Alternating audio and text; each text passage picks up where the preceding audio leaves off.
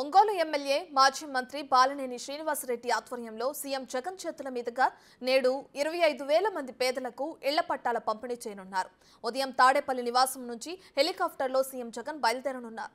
ఉదయం 10:20 ఒంగోలులోని అగ్రహారం వద్ద ఏర్పాటు చేసిన హెలిప్యాడ్ వద్దకు చేరుకుంటారు. అనంతరం ఇళ్ల పట్టాల పంపిణీతో పాటు తాగునీటి ప్రాజెక్టుకు శంకుస్థాపన చేస్తారు. ఉదయం 11:25 నుంచి 12:25 వరకు సీఎం ప్రజలను ఉద్దేశించి ప్రసంగిస్తారు. మధ్యాహ్నం 12:45 తాడేపల్లికి తిరుగు పయనమవుతారు. కొంతకాలంగా పెండింగ్లో ఉన్న పేదలకు ఇళ్ల పట్టాల పంపిణీ కార్యక్రమాన్ని స్థానిక ఎమ్మెల్యే బాలినేని శ్రీనివాసరెడ్డి ప్రతిష్టాత్మకంగా తీసుకుని పూర్తి చేశారు. ప్రభుత్వం తొలి విడతగా 70 కోట్ల నగదు విడుదల చేసింది. రెండో విడత నగదు విడుదలలో జాప్యం జరగడంతో ఒంగోలులో వైసీపీ పట్టాలు ఇవ్వలేదని పెద్ద ఎత్తున టీడీపీ విమర్శలకు దిగింది.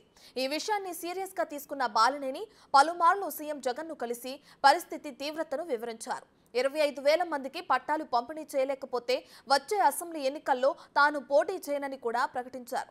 దీంతో సీఎం జగన్ పట్టాల పంపిణీకి గ్రీన్ సిగ్నల్ ఇవ్వడంతో ప్రభుత్వం ఒంగోలులో పేదలకు పట్టాలు పంపిణీ చేసేందుకు అవసరమైన భూసేకరణకు లేఅవుట్లో అభివృద్ధి పనులకు ప్రభుత్వం 231 కోట్లు మంజూరు చేసింది.